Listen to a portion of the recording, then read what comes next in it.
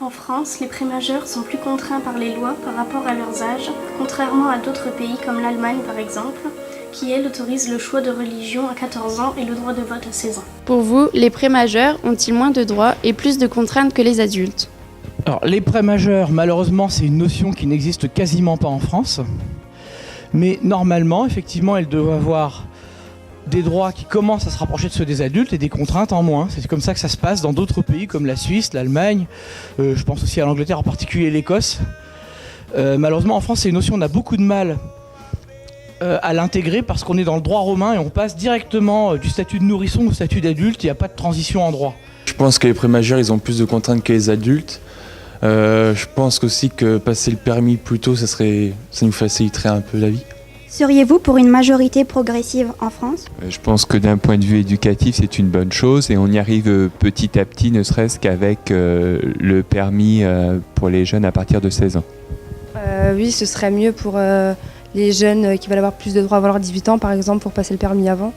Oui, je pense que ça serait bien d'avoir une majorité progressive en France. Ça nous permettrait, nous, ados, d'avoir plus de possibilités. Que changerait selon vous un statut de prémajeur ? Pour certaines formalités, comme par exemple le fait de faire des voyages scolaires, etc. à l'étranger, je pense que pour des enfants de 16 ans, enfin des adolescents de 16 ans, ce serait par exemple moins dramatique qu'on ne soit pas obligé de passer par plusieurs formulaires, etc.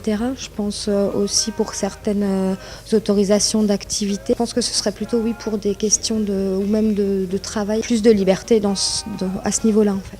Alors, excusez-moi, j'ai une formation qui est un peu intellectuelle, donc c'est peut-être quelque chose qui, pour vous, va pas avoir beaucoup d'importance, mais ça change fondamentalement la culture juridique en France. C'est-à-dire que c'est quelque chose qu'on traîne depuis des siècles qui changerait. Et derrière, effectivement, un droit qui se rapproche plus du droit naturel, qui est un idéal, qui est critiqué, mais où il y a une progressivité, comme on a une progressivité dans sa propre croissance. Et les changements concrets, ce serait bien sûr des choix personnels, une conscience reconnue, pour toute personne ayant ce qu'on appelle le discernement.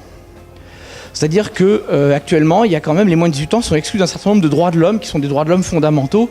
Ce type de mesure permettrait de remédier à ce problème, mais qui n'est malheureusement que très peu posé, parce que les problèmes économiques dominent, parce que les problèmes d'autres sujets de société actuellement font du bruit et couvrent ce sujet qui en fait est un sujet qui est pluriséculaire en France. Les interdictions aux moins de 18 ans semblent-elles efficaces ?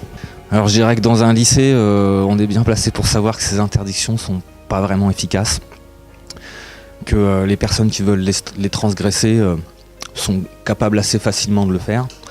Ceci dit, il me paraît important que d'un point de vue symbolique, on place une barrière, alors qu'elle soit à 18 ans, 17 ou 16 ans.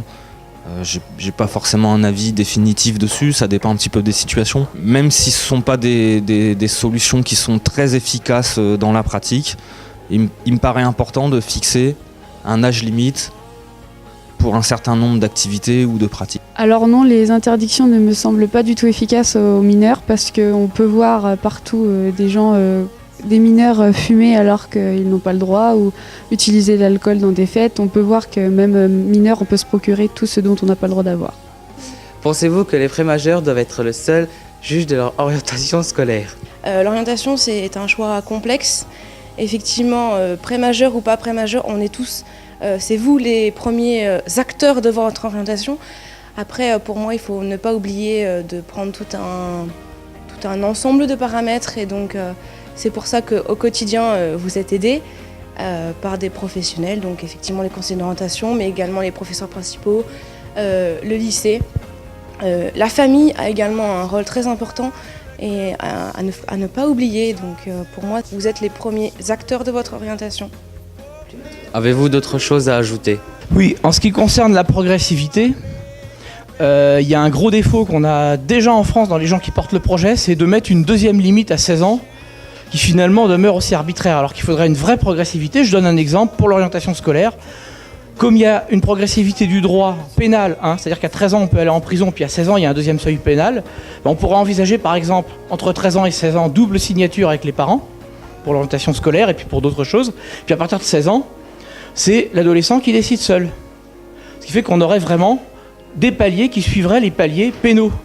Parce qu'actuellement, la prémajorité elle n'est que pénale. même si certains veulent encore la durcir, mais sans penser aux droits qui sont derrière. En France, la majorité progressive ainsi que le statut de pré-majeur n'existe pas, ce que désapprouvent la plupart des personnes que nous avons interrogées.